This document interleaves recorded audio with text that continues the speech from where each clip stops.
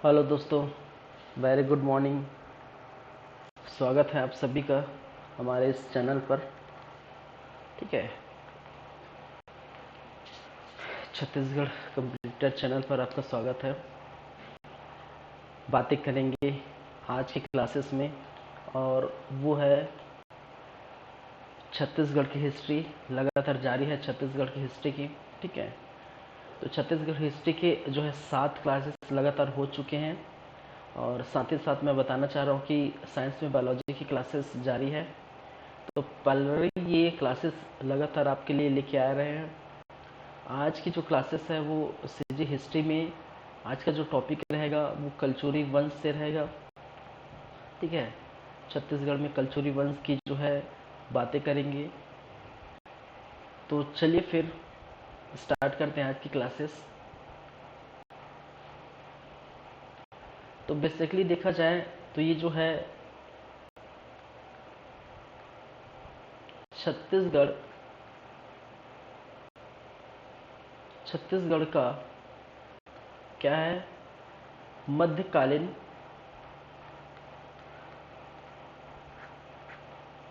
इतिहास था।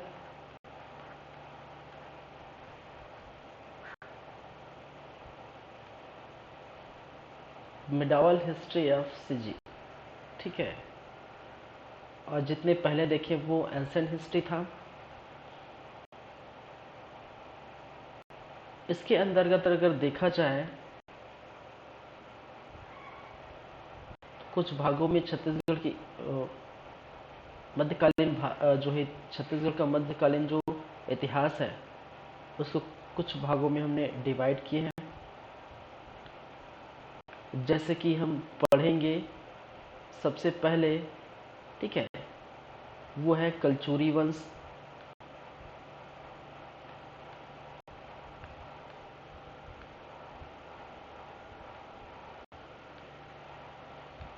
कलचुरी वंश। ठीक है, फिर दूसरा जिसके अंतर्गत हम देखने वाले हैं नागवंश। नागवंश।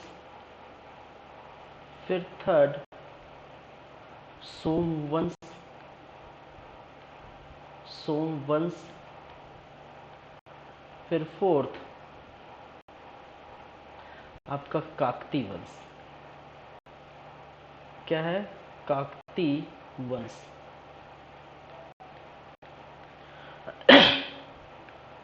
सॉरी, तो एक तो हो गया आपका काकती वंश, दूसरा नागवंश, थर्ड सोमवंश, फोर्थ काकती वंश। ठीक है, आप देखिए ये जो कुलचुरी वंश है उसको हम दो तरह से पढ़ेंगे। एक जो है रतनपुर के कलचुरी, रतनपुर के जो है कलचुरी, और दूसरा जिसको बोलते हैं रायपुर की कलचुरी। रायपुर के कलचुरी। ठीक है, दो शाखाएं हैं छत्तीसगढ़ में, रतनपुर की कलचुरी और रायपुर की कलचुरी। ठीक है, नागवंश के बात की जाए तो नागवंश में भी वही चीजें। एक आपको कवर्धा के फणी नागवंश, कवर्धा के क्या है फणी नागवंश,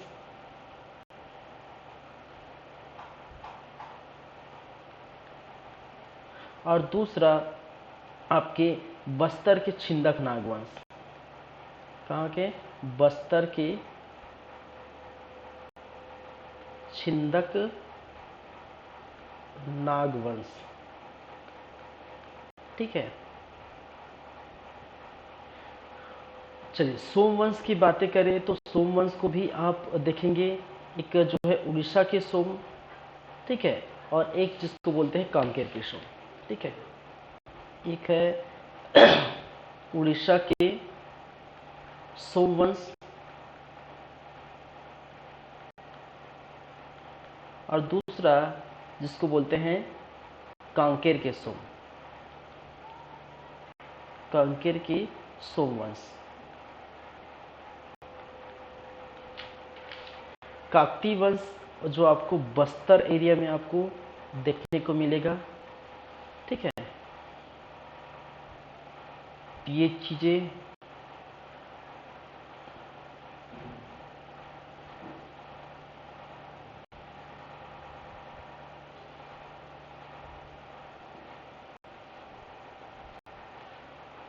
ठीक है। तो छत्तीसगढ़ के मध्यकालीन इतिहास और प्रमुख राजवंश जो है, ये इसके क्या है, प्रमुख राजवंश। और प्रमुख राजवंश में कलचुरी वंश, नागवंश, सोमवंश, काकतीय वंश। तो कलचुरी वंश में रतनपुर के कलचुरी, रायपुर के कलचुरी, ठीक है। नागवंश में कवर्धा के जो फणी नागवंश, बस्तर के जो है छिंदक नागवंश, उड़ीसा के सोमवंश, कांकेर के सोमवंश, ठीक है। और काकतीय वंश बस्तर में। चलिए, तो ये थी कुछ बातें, ठीक है। थोड़ा देखते हैं मैप में, थोड़ा समझने की कोशिश करते हैं। चलिए, कलचुरी वंश की बात की जाए तो दो स्थानों पर इनका देखने को मिला। एक आपके बिलासपुर, रतनपुर, ठीक है। और दूसरा जो आपके जो रायपुर का क्षेत्र है,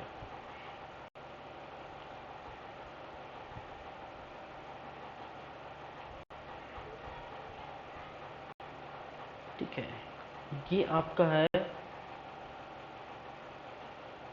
रतनपुर के कलचुरी। यहाँ पर आपको देखने को मिलेगा। ये आपके रायपुर क्षेत्र में रायपुर के कलचुरी,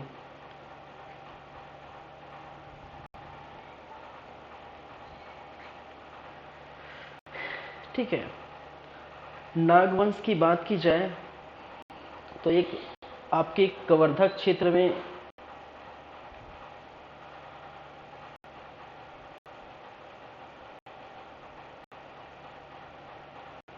यहाँ पर आपका कवर्धा के फणी नागवंश,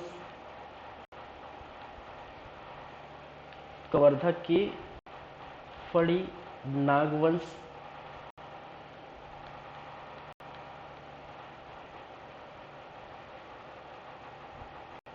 फिर नागवंश में आप और देखेंगे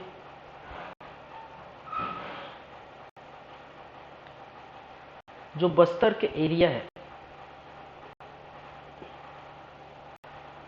इस बस्तर के एरिया में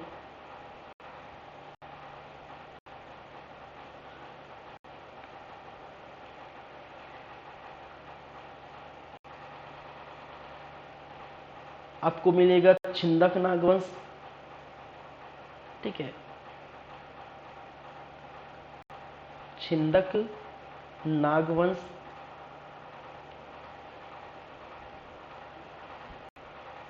चित्रकूट पर, ठीक है। चित्रकूट या चक्रकूट अन्य अलग अलग नामों से जाना जाता है।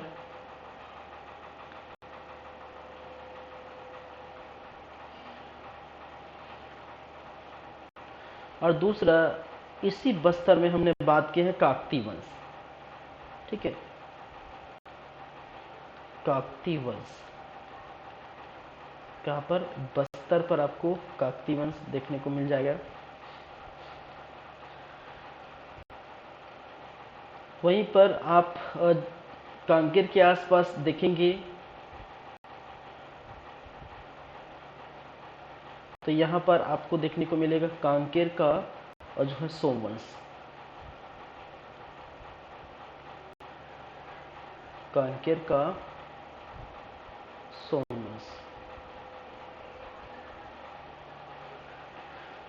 ठीक है।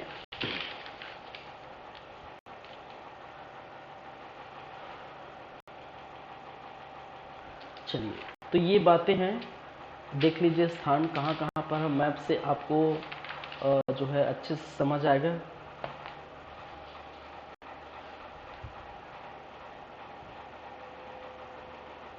चलिए तो नेक्स्ट चलते हैं। सबसे पहले आज हम देखने वाले हैं वो है कौन सा, कलचुरी वंश।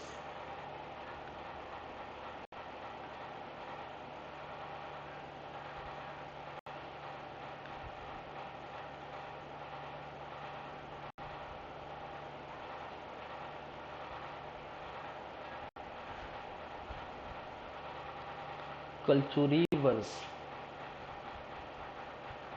1000 बीसी से लेकर 1741 बीसी या ईस्वी तक आपको देखने को मिलता है।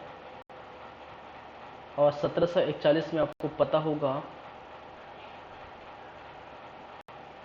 मराठों का आक्रमण आपको देखने को मिलता है और मराठा यहाँ पर जीत जाते हैं, फिर उनका प्रादुर्भाव होने लगता है छत्तीसगढ़ में। ठीक है, 1741।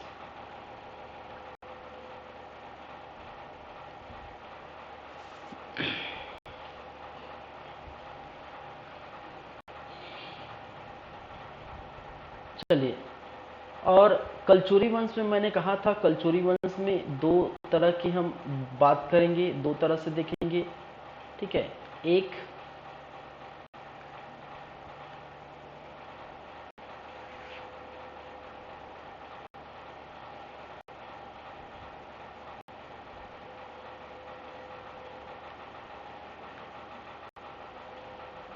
जिसको हम कहते हैं रतनपुर, छत्तीसगढ़ से जो है आपकी रतनपुर में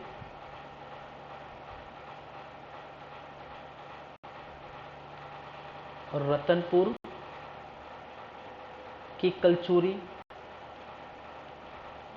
और दूसरा रायपुर की कलचुरी। ठीक है, रायपुर की कलचुरी।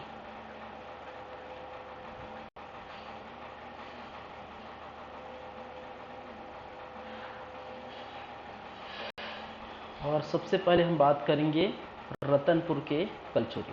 ठीक है, लेकिन उसके पहले अगर छत्तीसगढ़ में बात की जाए, ठीक है, तो राजधानी आप देखेंगे। ठीक है, इनकी जो राजधानियां हैं,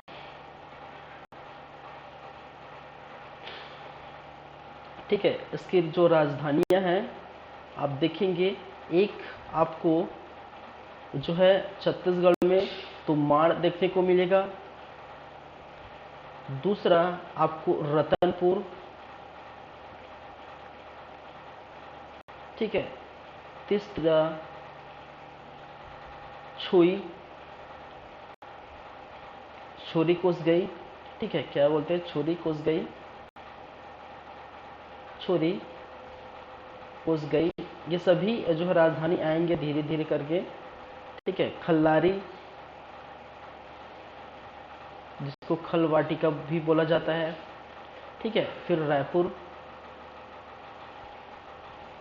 ठीक है, तो राजधानियां आप देखेंगे इन दोनों की, ये राजधानियां आपको देखने को मिलता है छत्तीसगढ़ में। कहाँ पर, ये राजधानियां छत्तीसगढ़ में। और छत्तीसगढ़ के बाहर कुछ और राजधानी जो देखने को मिलती है वो कालिंजर है, कालिंजर। ठीक है, त्रिपुरी, आपका प्रयाग, महेशमती। ठीक है, काशी, वाराणसी। और ये जो राजधानियां हैं ये आपको छत्तीसगढ़ के बाहर देखने को मिलती है। ठीक है, ये राजधानियां छत्तीसगढ़ के जो है बाहर, छत्तीसगढ़ में राजधानी। ठीक है, तो बेसिकली अगर देखा जाए कलचुरी वंशों की, तो कलचुरी वंश सिर्फ और सिर्फ छत्तीसगढ़ में ही नहीं है। ठीक है, बाहर से आए हैं। ठीक है, कालिंजर है, कालिंजर में उनकी जो है प्रभुत्व देखने को मिलता है। त्रिपुरी में आपको जो है आपको देखने को मिलता है मध्य प्रदेश। फिर प्रयाग में आपको देखने को मिलता है यूपी, महेशमती और काशी, वाराणसी जैसे स्थानों पर भी आप कलचुरी वंशों की जो है शासन, प्रशासन, प्रभुत्व देख सकते हैं। ठीक है, तो अगर बात आती राजधानियां की, तो राजधानियां में अगर छत्तीसगढ़ के बाहर तो खैर यहाँ पर पूछा नहीं जाएगा। और खासकर नाम जब आएगा वो सिर्फ और सिर्फ आएगा त्रिपुरी से, ठीक है, क्योंकि त्रिपुरी से कनेक्टेड है आपका जो है छत्तीसगढ़ के रतनपुर, रायपुर, कलचौरी, कहाँ पर, वहाँ पर जो शंकरगढ़ जो है नामक व्यक्ति, कोक्कल फर्स्ट नामक व्यक्ति, ठीक है, ये सभी की बातें होती हैं। तो त्रिपुरी का जो है कनेक्शन भले ही जो है कलचुरी वंश देखने को मिलता है, लेकिन बाकी जो है अन्य किसी स्थानों का कनेक्शन आपको देखने को नहीं मिलता, ठीक है। तो एक एक करके चलेंगे तो ये राजधानियाँ एक एक करके आपको देखने को मिलेगी, ठीक है। तो सबसे पहले हम रतनपुर के कलचुरी पर चलते हैं, ठीक है, और रतनपुर के कलचुरी में एक एक करके बातें करेंगे रतनपुर के कलचुरी के शासन के बारे में। चलिए, एक और चीजें इसके पहले थोड़ा और बात कर लेते हैं किसकी, कलचुरियों का नामकरण के बारे में कुछ बातें हैं।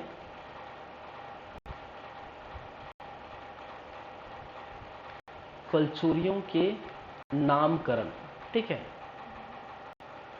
कभी हम इस कलचुरी को है वंशियों के नाम से जानते हैं, कलटूरी वंशी के नाम से जानते हैं, तो बहुत सारे ऐसे नामों से जाना जाता है। और कई बार ये एग्जाम में पूछ दिया जाता है कि किनके द्वारा ये नाम कही गई है, ठीक है, या है वंशी वंश किसको कहा जाता है, वगैरह वगैरह।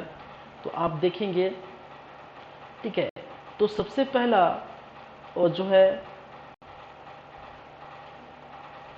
कटचूरी, ठीक है, कटचूरी इसको कहा जाता है प्राचीन काल में, ठीक है, प्राचीन समय या प्राचीन काल में इसको कटचूरी कहा के नाम से जाना जाता है, ठीक है।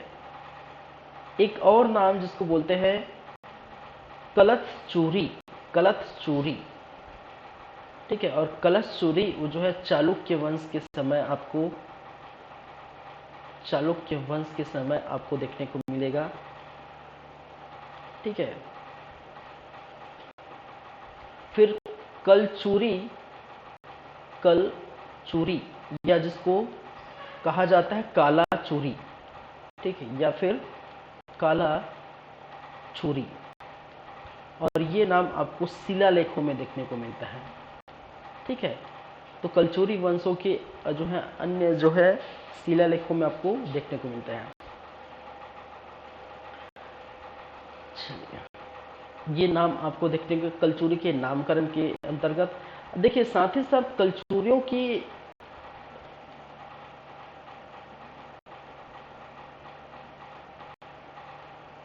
कलचुरियों का मत जो है, कलचुरियों के लिए अलग अलग मत देखने को मिलता है,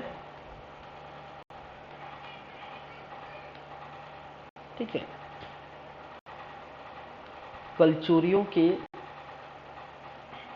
स्थानों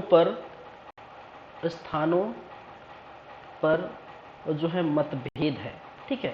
कहने का मतलब है बेसिकली कलचुरी कहाँ के थे, ठीक है, बाहर के थे, विदेशी थे कि देसी थे, इस पर जो है आपको क्या देखने को मिलता है,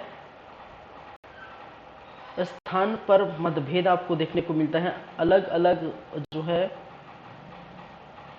विद्वानों ने अलग अलग कहा है। एक जो है डॉक्टर देव दत्त पंत भंडारकर नाम याद रखिए, ठीक है। इनके अनुसार कहा गया है कि चंद्रबरदाई के पृथ्वीराज रासों में ये विदेशी मानते थे। इनके अनुसार क्या थे, विदेशी थे, ठीक है। कहने का मतलब देश के नहीं थे। और इनका प्रमाण कहाँ से मिलता है, ये जो प्रमाण ये दे रहे हैं, ठीक है, तो पृथ्वीराज रासो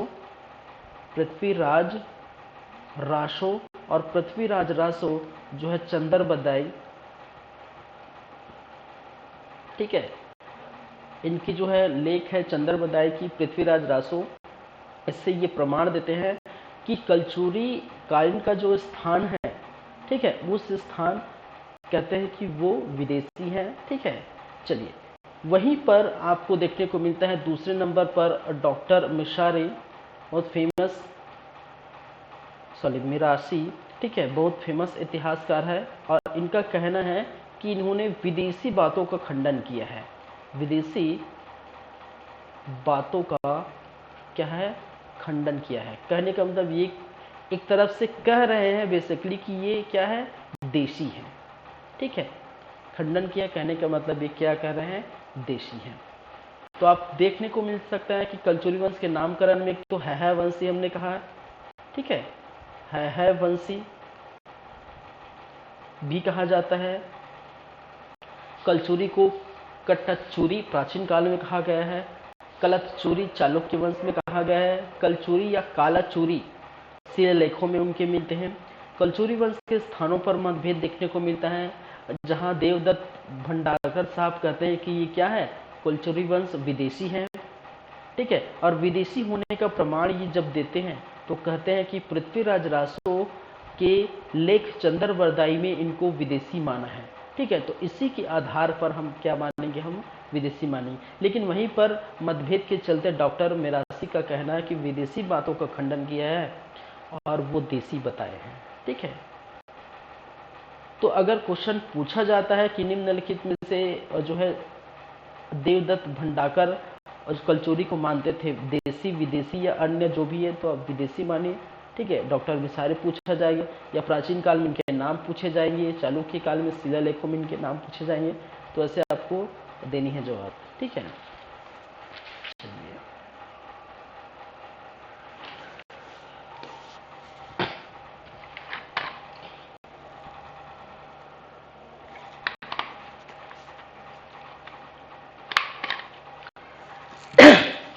सॉरी।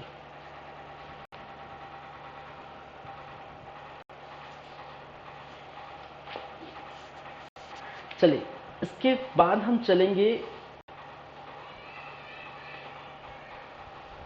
कहां पर, रतनपुर के कलचुरी। ठीक है,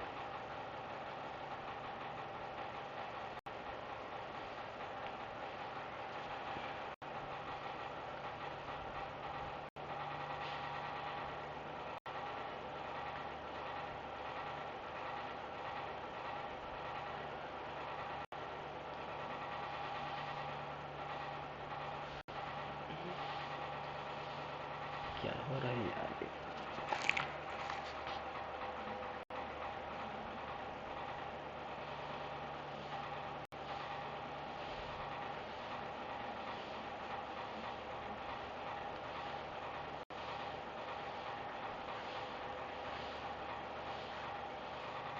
ठीक है।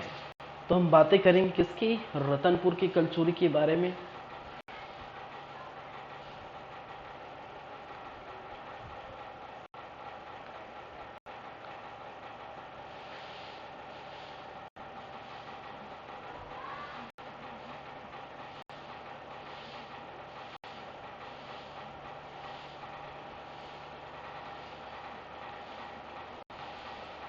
चलिए, रतनपुर की कलचुरी में आपके प्रमुख शासक, ठीक है, इनके प्रमुख शासक देख लेते हैं कौन कौन से प्रमुख शासक हैं। तो सबसे पहले बात करेंगे कलिंग राज की। कलिंग राज की, ठीक है, यहाँ पर सन इम्पोर्टेंट है, बहुत सारे जो है शासकों की। 1000 से 1020 ईस्वी तक आपको देखने को मिलेगा। फिर आपको देखने को मिलेगा कमल राज।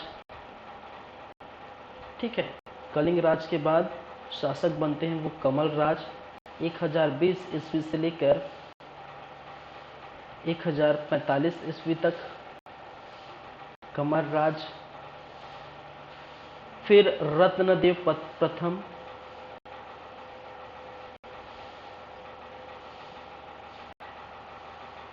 रत्नदेव प्रथम 1045 से लेकर 1065 ईस्वी तक रत्नदेव प्रथम रहे। फिर चौथे नंबर पर पृथ्वीदेव प्रथम, पृथ्वीदेव प्रथम जो 65 से लेकर 95 तक देखने को मिला है। फिर 5वें नंबर पर जाजलदेव प्रथम, जाजलदेव क्या है प्रथम, और जाजलदेव प्रथम 1095 से लेकर 1020 ईस्वी तक किए रहे। ठीक है। फिर 6ठे नंबर पर मैं यहाँ लिख देता हूँ रत्नदेव सेकंड, रत्नदेव सेकंड, और रत्नदेव सेकंड जो है 1900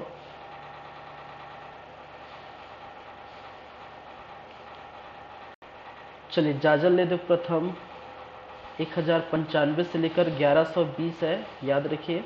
ठीक है। और 1120 से लेकर आप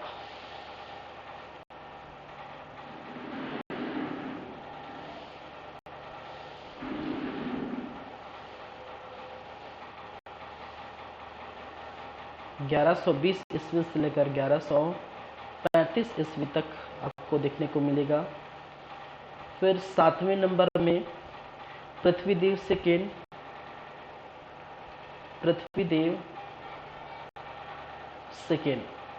ठीक है। 1135 से लेकर 1165 ईस्वी।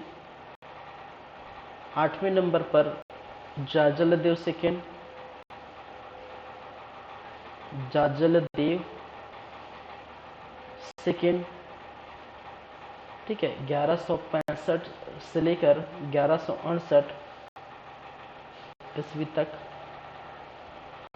फिर 9वें नंबर में जगत देव, जगत देव। ठीक है।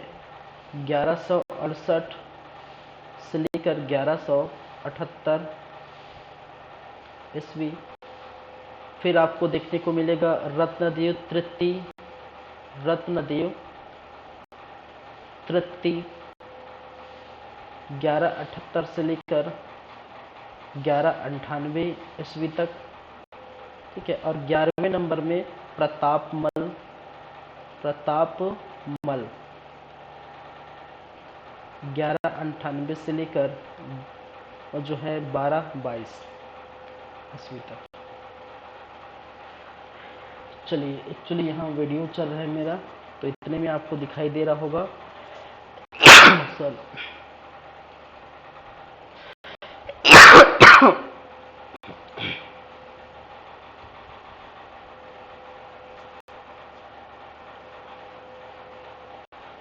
ठीक है।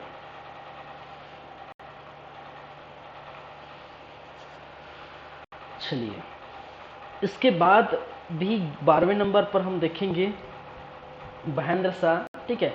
लेकिन देखिए, इसके बाद जो कहानी है ये थोड़ी, ये जो प्रतापमल है, ठीक है, प्रतापमल के बाद रतनपुर के कलचुरी के लगभग 300 वर्षों तक कोई शासक नहीं हुए, कोई शासकों का प्रमाण, कोई शासक नहीं हुआ। ठीक है। और इसी कारण इनके बाद जो चीजें आती हैं इनके समय, ठीक है, प्रतापमल के बाद के जो समय है और महेंद्र शाह के पहले के जो समय है, इस समय को हम क्या कहते हैं, इस समय को हम कहते हैं अंधकार का युग। ठीक है। अंधकार युग। ठीक है। कोलचूरी वंश के अंधकार का युग कहा जाता है इस समय, क्योंकि प्रतापमल के बाद लगभग 250 से 300 वर्ष तक आपको किसी भी शासक की जानकारी नहीं मिलती। ठीक है। और उसके बाद जो है 1480 के आसपास बहादुर शाह की जानकारी हमें मिलती है। ठीक है। तो ये याद रखिए। तो ये 11वें नंबर के शासक हो गए।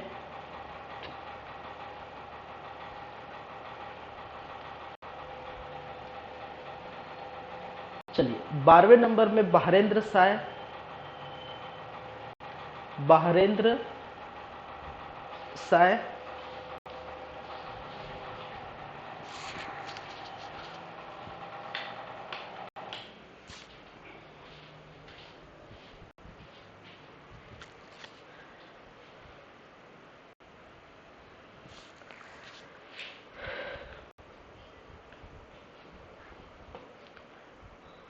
चलिए, बहरेंद्र शाह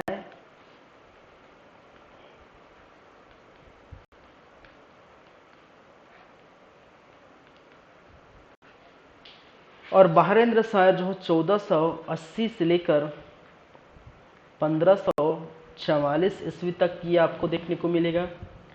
फिर वहीं पर कल्याण शाह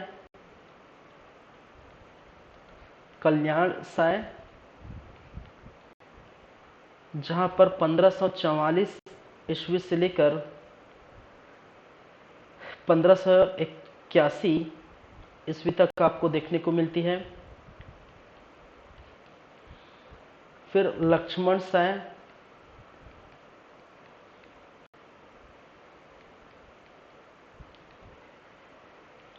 ठीक है, 1581 से लेकर 1685 तक।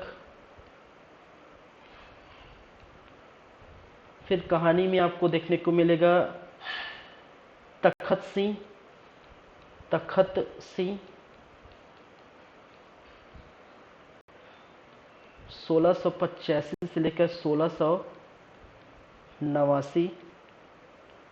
16वें नंबर में राज सिंह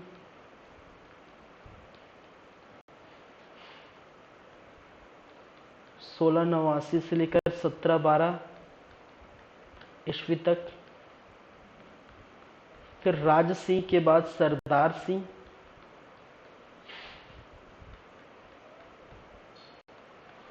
ठीक है, 1712 के बाद 1732 तक ये रहे। फिर रघुनाथ सिंह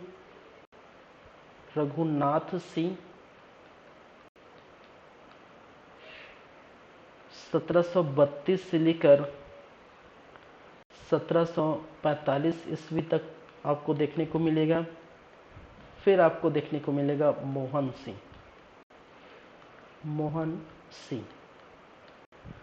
ठीक है, 1747 से लेकर 1758।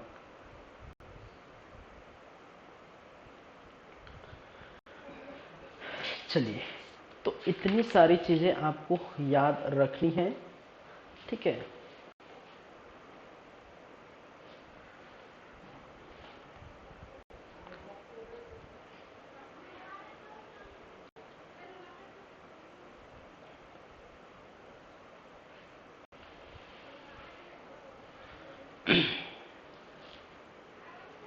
ठीक है, तो ये चीजें आपको, इतनी सारी शासकों के नाम आपको याद रहने चाहिए जैसा भी हो। ठीक है, कई बार ये क्रम पूछा जाता है, कई बार ये पूछा जाता है निम्नलिखित में से इनमें से रतनपुर की कलजुग शासक इनमें से है या नहीं, कई बार पूछा गया है। कई बार इनमें से रायपुर के रतनपुर के शासक जो रायपुर की कलचुरी है कि नहीं, ऐसे पूछा गया है। तो क्वेश्चन ऐसे पूछे जाते हैं, क्रम से भी पूछे जाते हैं। ठीक है, तो ये थोड़ा ध्यान रखिए। चलिए, नेक्स्ट बात करेंगे, सबसे प्रथम जो शासक है वह है कलिंग राज। किसके बारे में बात करेंगे? कलिंग राज।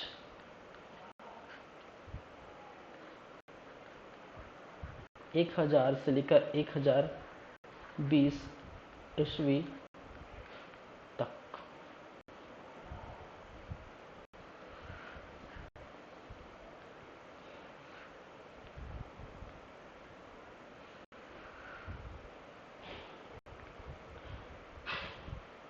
चलिए, तो कलिंग राज के बारे में ये है कि छत्तीसगढ़ के ये प्रथम ऐसे कलचुरी शासक हैं। ठीक है, वास्तविक प्रथम कलचुरी शासक छत्तीसगढ़ के क्या है, कलचुरी वंश के वास्तविक संस्थापक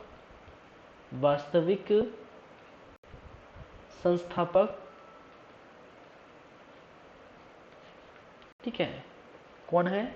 कलिंग राज।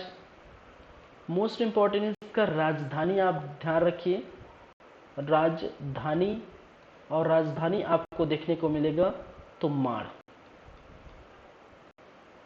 ठीक है, देखिए ये जो तुम्माड़ है उसको तुम्माड़ खोल कहा जाता है। ठीक है, इसका स्थानीय अगर नाम देखा जाए, स्थानीय अगर नाम देखा जाए तो स्थानीय नाम इसको कहा जाता है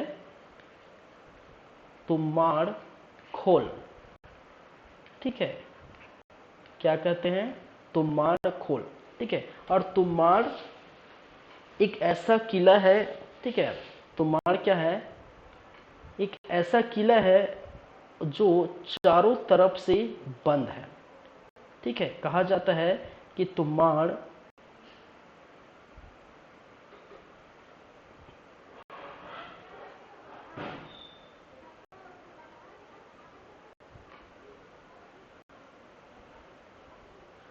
ठीक है,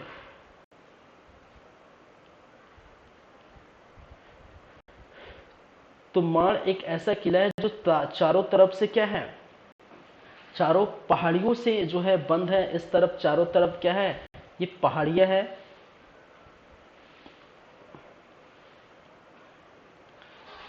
कहा जाता है चारों तरफ जो है क्या है? पहाड़ियां है। ये सब क्या है? पहाड़ियां।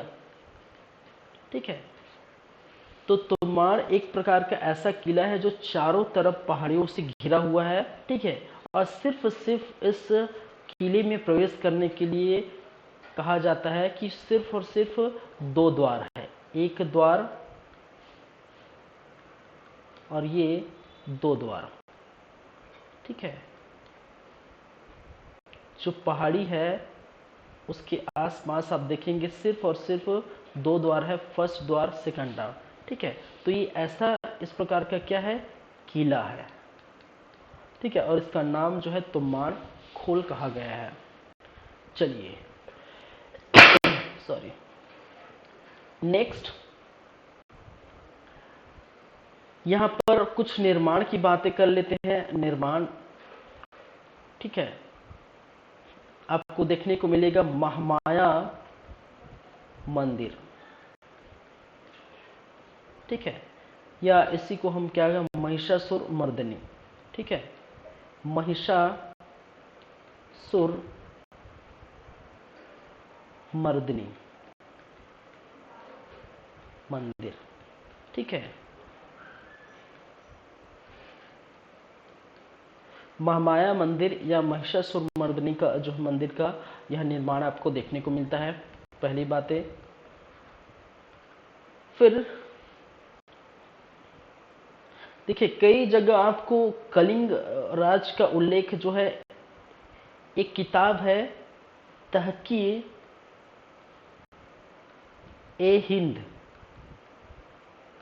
और ये रचना किसकी है? ये रचना है अल बरूनी।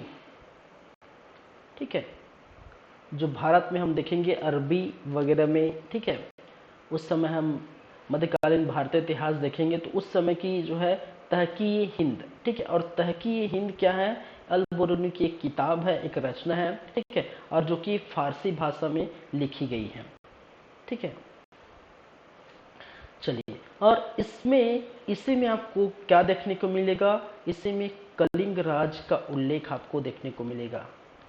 कलिंग राज का उल्लेख मिला है।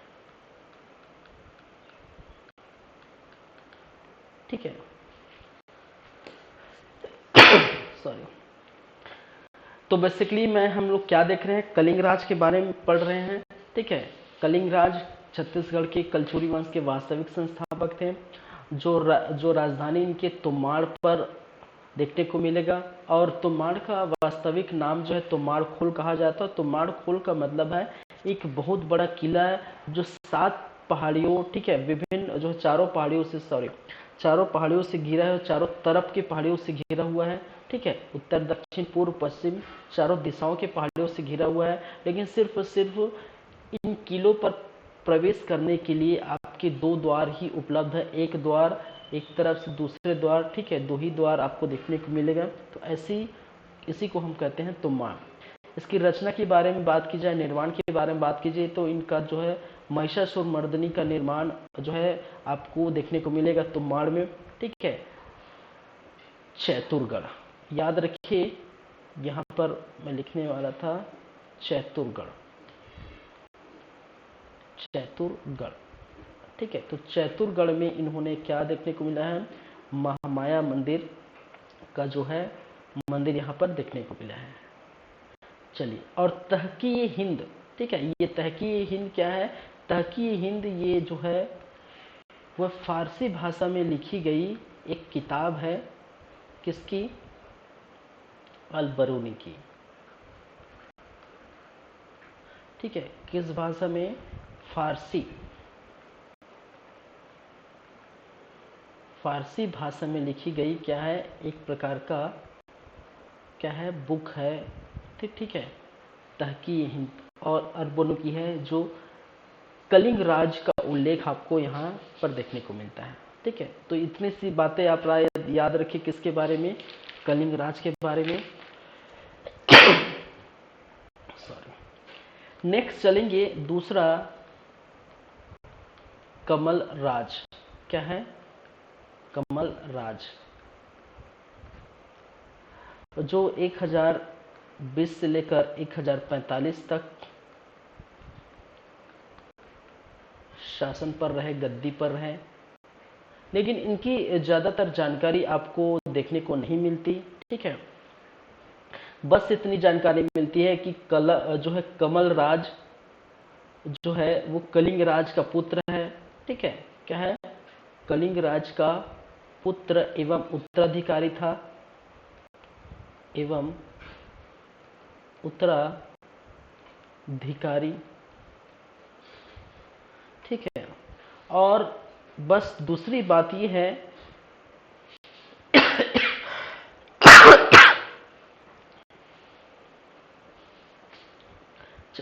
दूसरी बात यह है कि देखिए, एक त्रिपुरी, मैंने कहा था त्रिपुरी, और त्रिपुरी के जो शासक थे, ठीक है, उस शासक का नाम था गंगदेव। ठीक है, क्या है, गंगदेव। ठीक है, त्रिपुरी के क्या थे, शासक थे, और उस शासक का नाम है गंगदेव। गंगदेव चाहते हैं कि वो क्या करे, ठीक है, गंगदेव चाहते हैं कि वो उड़ीसा का जो है अभियान सॉरी, चलिए, तो बेसिकली देखा जाए तो ये अगर मैं छोटा से बना दूं, ठीक है, तो ये बेसिकली हमारा जो है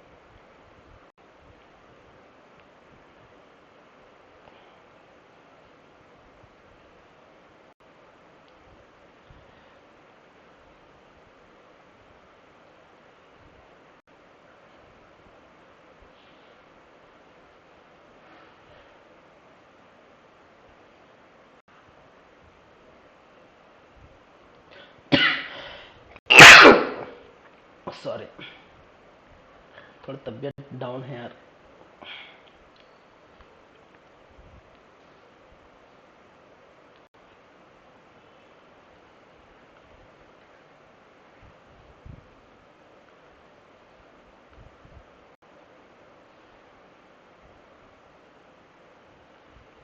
ठीक है, समझने के लिए देखते हैं।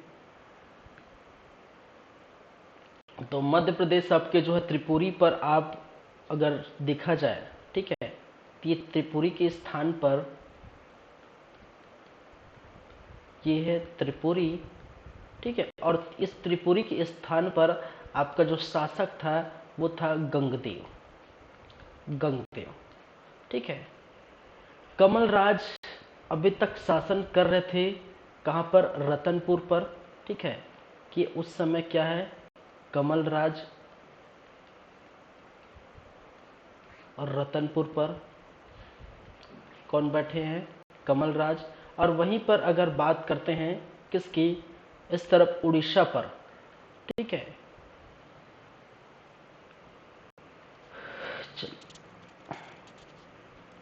ये उड़ीसा, और उड़ीसा अभियान ये करना चाहते थे। ठीक है, त्रिपुरी शासक गंगदेव चाहते हैं, ठीक है, कि वो उड़ीसा अभियान करना चाहते हैं, लेकिन त्रिपुरी की एक शाखा आपके छत्तीसगढ़ में देखने को मिलता है, बिलासपुर रतनपुर में। तो वो चाहते हैं कि अगर मैं क्या करूं, उड़ीसा पर अभियान करूं, तो जरूरत होगी किसकी, कमल राज की। ठीक है, क्योंकि मेरे ही हमारे एक शाखा के अंतर्गत, यहाँ ब्रांच के अंतर्गत आपको देखने को मिलेगा। ठीक है, तो कहा जाता है कि उड़ीसा अभियान के दौरान त्रिपुरी शासक गंगदेव की हेल्प कमल राज ने की थी। ठीक है, बस इतनी सी बात है। ठीक है, तो ये आप लिख लीजिए कि उड़ीसा अभियान हेतु त्रिपुरी शासक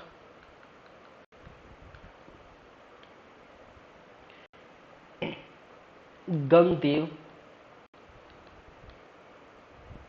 की सहायता की थी। ठीक है, बस इतनी सी बातें हैं और कुछ नहीं। ठीक है, तो कमल राज के बारे में ज़्यादा कुछ नहीं है। कलिंग राज का पुत्र है और त्रिपुरी शासक गंगदेव का जो है उड़ीसा अभियान करना चाहते थे, इसके लिए उन्होंने हेल्प मांगा किससे, कमल राज से। कमल राज ने हामी भर दिया। ठीक है, और एक प्रकार का सफल जो है उड़ीसा अभियान देखने को मिला। चलिए, ये दो हो गए। थर्ड, तीसरे नंबर में चलते हैं, बात करेंगे रत्नदेव प्रथम के बारे में। 1045 से लेकर 1065 ईस्वी।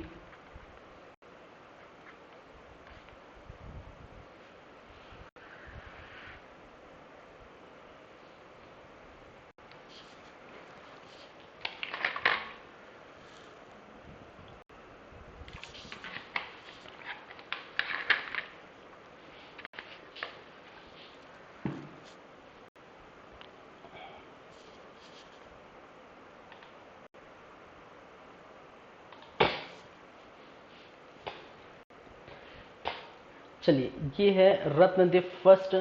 ठीक है, तो इनके बारे में देखिए तो कमल राज का क्या था, ये भी कमल राज का पुत्र एवं उत्तराधिकारी।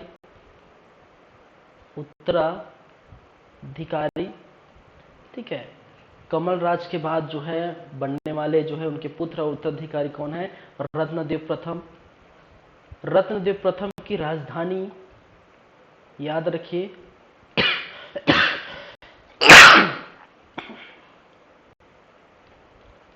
रतनपुर। याद रखिए, इन्होंने जो राजधानी है वो रतनपुर बसाई थी। और इनकी जो राजधानी है, यहाँ पर लिख लीजिए, इनकी जो राजधानी है ये है तुम्माड़।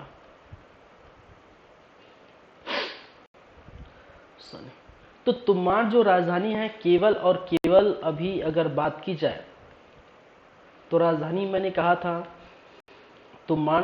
तो ये किसके किसके हैं, कमल राज एवं कलिंग राज। ठीक है, ये दोनों की क्या है, राजधानी है। ठीक है, और उसके बाद जैसे ही रतनपुर आएंगे, ठीक है, वो रत्नदेव प्रथम की राजधानी हो जाती है।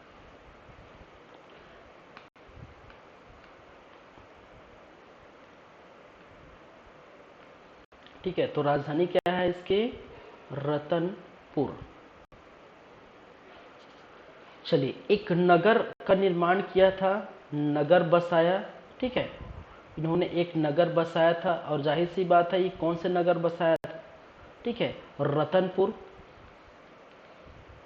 रतनपुर याद रखिए, कई बार ये डायरेक्ट क्वेश्चन पूछा जाता है। रतनपुर जो है शहर की स्थापना निम्नलिखित सन में की गई, कभी कभी सन पूछ दिया जाता है। ठीक है, तो इन्होंने क्या किया, नगर बसाया, और नगर बसाने के बाद ठीक है इन्होंने अपनी जो राजधानी है वो राजधानी परिवर्तन की। ठीक है, और राजधानी परिवर्तन करने पर तुम्माड़ से उन्होंने रतनपुर देखने को मिला। ठीक है, कहने का मतलब तुम्माड़ से रतनपुर। ठीक है, ये राजधानी इन्होंने परिवर्तन की। चलिए, तो राजधानी इन्होंने रतनपुर को जो बनाया।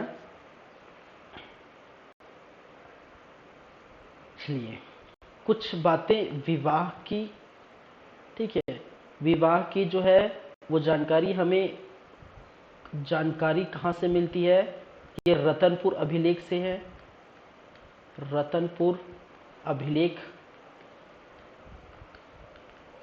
ठीक है, इससे हमें क्या मिलती है? इस विवाह के बारे में जानकारी। और इस रतनपुर अभिलेख में कहा गया है कि पेंड्रा रोड, ठीक है, एक जो है राजा है कोमोमंडल, कहाँ पर? पेंड्रा रोड, पेंड्रा रोड, ठीक है। और यहाँ के राजा है राजा वजुवर्मा, ठीक है। और इस राजा वजुवर्मा की पुत्री, इसकी पुत्री जिसका नाम है नोनल्ला, नोननला, ठीक है, इनसे क्या हुआ था? इनका विवाह हुआ था, ठीक है। और इनकी जो जानकारी है वो हमें कहाँ से मिलती है? कि सबकी जानकारी हमें रतनपुर अभिलेख से मिलती है, ठीक है। तो इनका विवाह हुआ था कोमंडल पेंड्रा रोड से, ठीक है। और पेंड्रा रोड के राजा वजुवर्मा और उनकी पुत्री थी नोनल्ला, ठीक है। तो इनसे इनका विवाह रत्नदेव प्रथम से देखने को मिला था। चलिए, कुछ निर्माण के विषय में हम बात कर लेते हैं इसकी। कुछ निर्माण के विषय में बात कर लेते हैं, क्या क्या इन्होंने निर्माण कराया है। तो एक तो आपको देखने को मिलेगा बकेश्वर,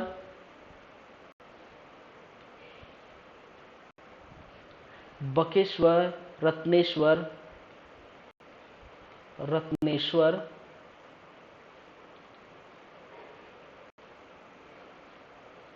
देवालय, ये आपको कहाँ देखने को मिलेगा? ये आपको तुम्बाड़ में बनवाया है। जब पहले तुम्बाड़ में रहा करते थे, ठीक है, उनके बाद में राजधानी परिवर्तन देखने को मिला, ठीक है। सेकंड, महामाया मंदिर, महामाया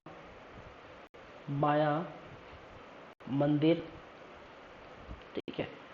रतनपुर में जो है, रतनपुर के जो है महामाया मंदिर का निर्माण ये 11वीं शताब्दी में आपको देखने को मिला। कई बार ऐसे क्वेश्चन पूछ देते हैं किस शताब्दी या किस सदी में आपको ये मंदिर बनाया, महामाया मंदिर मिला है बनने को, ठीक है। एक महिषासुर मर्दिनी, महिषासुर मर्दिनी, मर्दिनी मंदिर, ठीक है। और ये कहाँ देखने को मिला है? लाफागढ़, कहाँ पर? लाफागढ़, ठीक है। एक और है महिषासुर मर्दिनी लाफागढ़। और उसके पहले मैंने एक चीज और बताई यहाँ पर, जब बात करते कलिंगराज, ठीक है, महिषासुर मर्दिनी जो चैतुरगढ़ में है, ठीक है।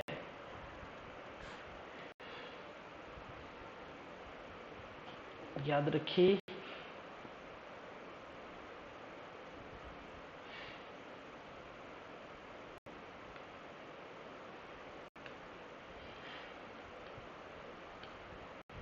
क्या है? महिषासुर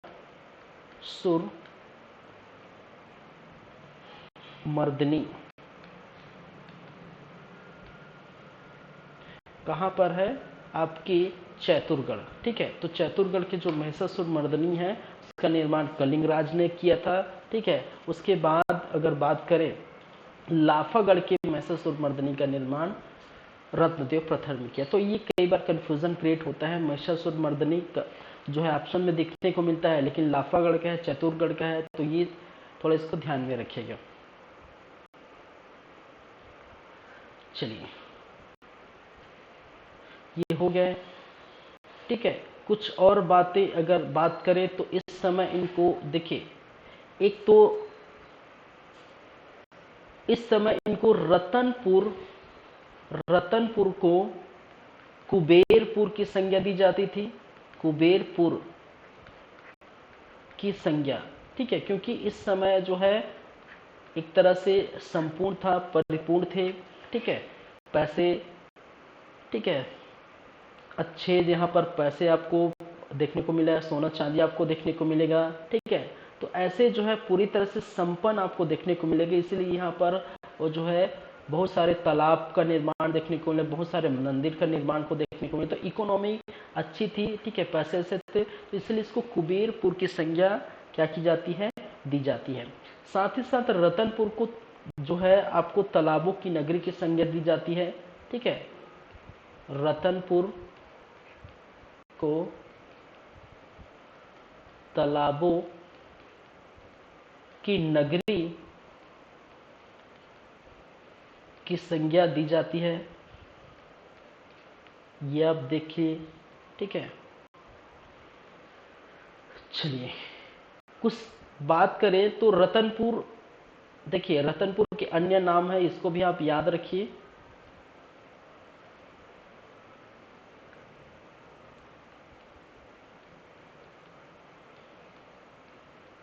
रतनपुर के अन्य नाम, ठीक है।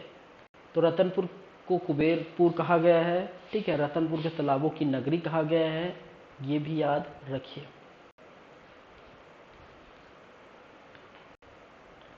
तो रतनपुर को का अन्य नाम क्या क्या है भाई, एक, ठीक है, एक तो कहा जाता है मणिपुर, क्या कहते हैं, मणिपुर, याद रखिए मणिपुर जो है वो सतयुग के समय मणिपुर का नाम लिया जाता है। दूसरा मणिकपुर, मणिकपुर, और मणिकपुर जो है वो त्रेता युग के समय,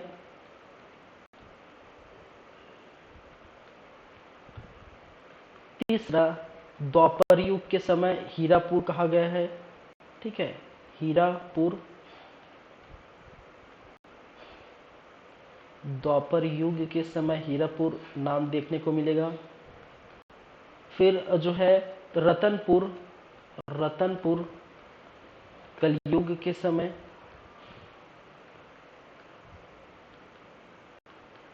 फिर कलचुरी काल के समय कुबेरपुर, ठीक है, कुबेरपुर की संज्ञा आपको कलचुरी समय में देखने को मिलेगी, ठीक है।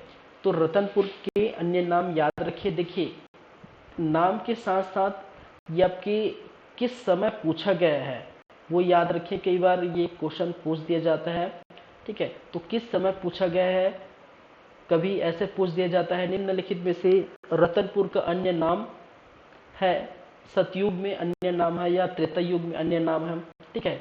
द्वापर युग में इसे क्या कहा गया है, कलयुग में किस नाम से जाना जाता है, कलचुरी वंश के समय किस नाम से जाना जाता है। तो ऐसे क्वेश्चन जो है देखने को मिलता है, ठीक है।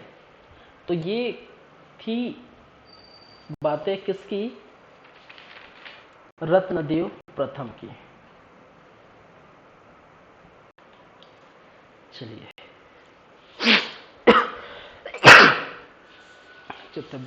तबीयत ठीक नहीं लग रहा यार,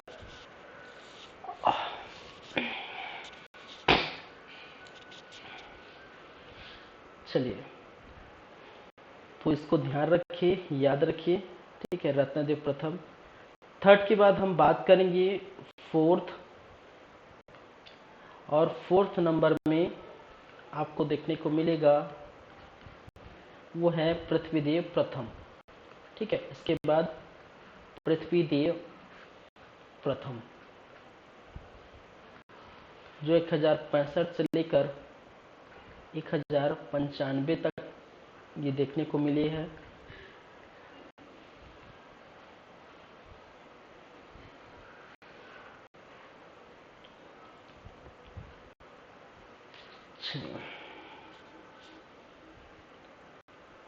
चलिए इनके बारे में भी ज़्यादा कुछ जानकारी आपको नहीं मिलती, ठीक है। इनकी कुछ जो है बात करें तो इनकी कुछ उपाधियां हैं, ठीक है।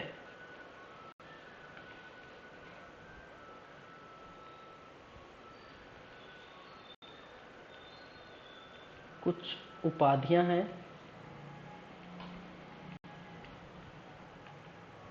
जैसे सकल कोसलाधिपति,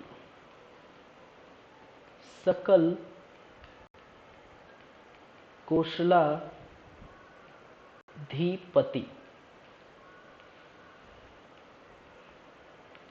ये देखने को मिलेगा पृथ्वीदेव प्रथम की। प्रचंड कोसलाधिपति, नाम याद रखिए उपाधि, प्रचंड कोसलाधिपति, कोसलाधिपति।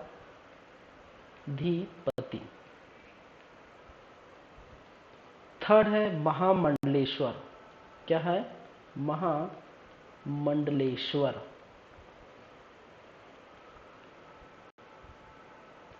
फोर्थ समाधि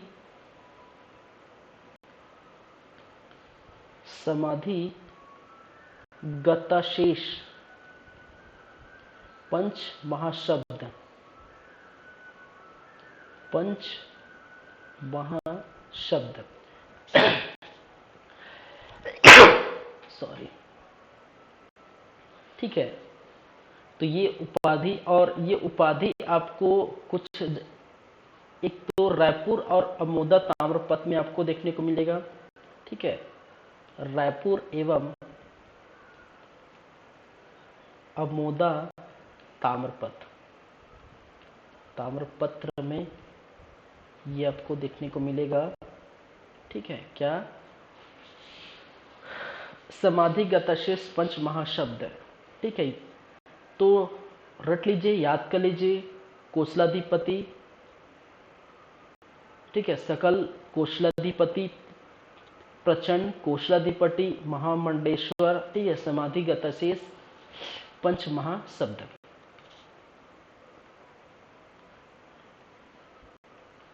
ये चीजें हो गई।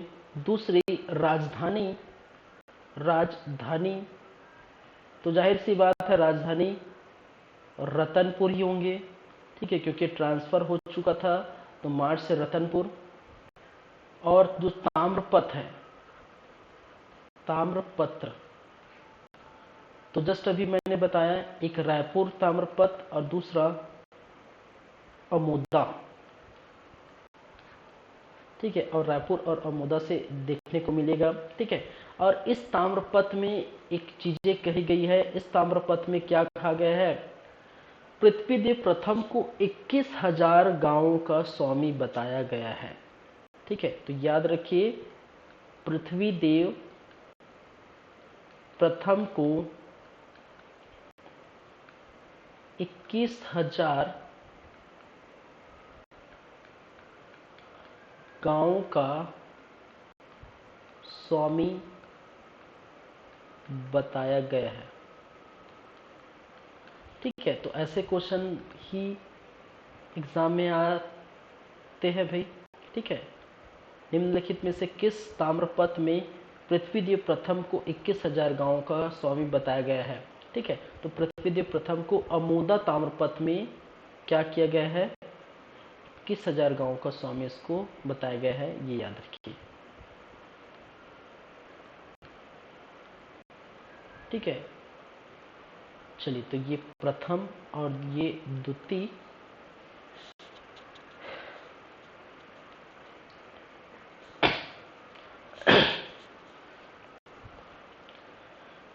तो ये उपाधि देख सकते हैं, राजधानी देख सकते हैं, ताम्रपत्र देख सकते हैं, ठीक है, पृथ्वीदेव प्रथम से रिलेटेड। और नेक्स्ट जो चीज है वो निर्माण के संबंध में, ठीक है, क्या क्या इन्होंने निर्माण कराए वो भी देख लीजिए। पृथ्वीदेव प्रथम के समय के जो निर्माण है, एक तो पृथ्वी देवेश्वर मंदिर, पृथ्वी देवेश्वर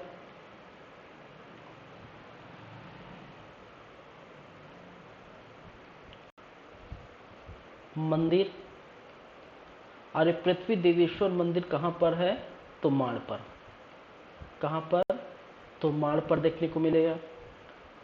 फिर कुछ विशाल तालाब का निर्माण इनके द्वारा किया गया है, विशाल तालाब,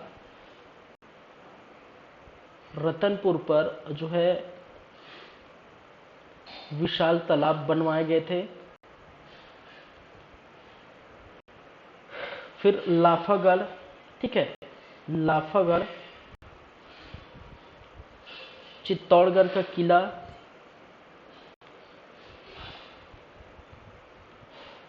चित्तौड़गढ़ का किला आपको लाफागढ़ में देखने को मिलेगा, ठीक है। और कहा जाता है इस किले में जो है 3 द्वार है, ठीक है। क्या है इसमें? इसमें क्या है? 3 द्वार है, ठीक है। एक द्वार जिसको कहते थे मेनका द्वार, मेनका द्वार, दूसरा सिंह द्वार, तीसरा हुंकारा द्वार, हुंकारा द्वार, ठीक है। तो चित्तौड़गढ़ का किला जो लाफागढ़ में है उनके 3 द्वार है। एक द्वार को मेनका द्वार के नाम से जाना जाता है, दूसरा सिंह द्वार के नाम से जाना, तीसरा हुंकारा द्वार के नाम से जाना जाता है। तो कई बार ऐसे क्वेश्चन आपको देखने को मिलता है।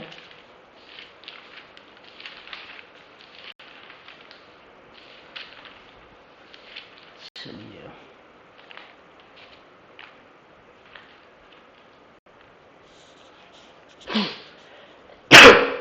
सॉरी,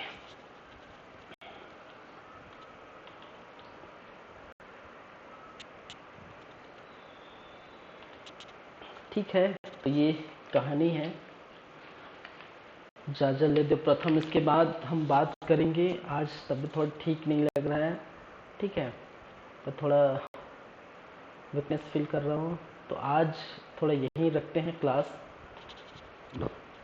ठीक है। नेक्स्ट डे जो है आप देखेंगे कलिंगराज हो गया, कमलराज हो गया, रत्नदेव हो गया, पृथ्वीदेव हो गया। नेक्स्ट हम बात करेंगे जाजलदेव से, ठीक है। तो जाजलदेव से जितनी सारी हो सके उतनी हम चर्चा करेंगे। तो आज की क्लासेस यहीं तक रखते हैं,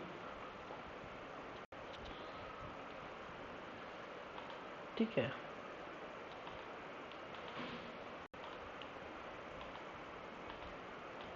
चलिए,